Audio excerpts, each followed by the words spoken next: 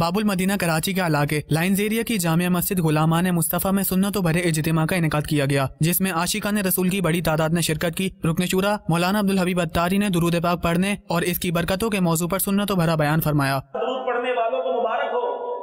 پیارے آقا فرماتے ہیں قیامت کے دن میرے سب سے زیادہ نزدیک وہ ہوگا جس نے دنیا میں مجھ پر سب سے زیادہ درود پاک پڑھے۔ باپ کے اوپر ہے، قیامت میں نبی پاک کا ساتھ چاہیے، قرب چاہیے، رحمتیں چاہیے، صبح و شام درود پاک پڑھتے رہیے۔ آج فضول باتوں کے لیے ٹائم ہے، سوشل میڈیا کے لیے ٹائم ہے، گھنٹوں گپ شپ کے لیے ٹائم ہے، درود کے لیے ٹائم نہیں۔ آئیے میں بھی نیت کروں اور آپ بھی نیت کریں کہ انشاءاللہ کثرت کے ساتھ درود پاک پڑھیں گے۔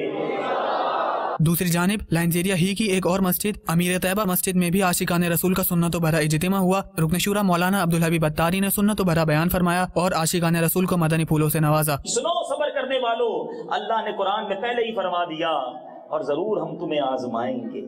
اللہ اپنے بندوں کو آزماتا ہے، کن چیزوں سے؟ فرمایا ڈر سے، بھوک سے، کچھ مالوں اور جانوں اور پھلوں کی کمی سے۔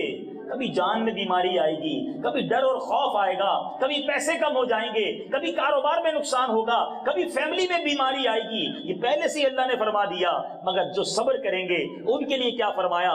وَبَشِّرِ الصَّابِرِينَ، اور خوشخبری ہے صبر والوں کے لیے، جو صبر کریں گے پھر اللہ انہیں اپنے انعامات سے نوازتا ہے، امتحان آتا ہے۔ اے میرے پیچھے اسلامی بھائیوں، ایک بڑی شاندار روایت میں نے پڑھی۔ اللہ تبارک و تعالیٰ اپنے بندوں کے لیے ایک مقام رکھتا ہے کہ بندہ ادھر تک پہنچ جائے، مگر وہ نیکیوں کے ذریعے نہیں پہنچ پاتا، پھر اللہ اس پر کوئی آزمائش بھیجتا ہے۔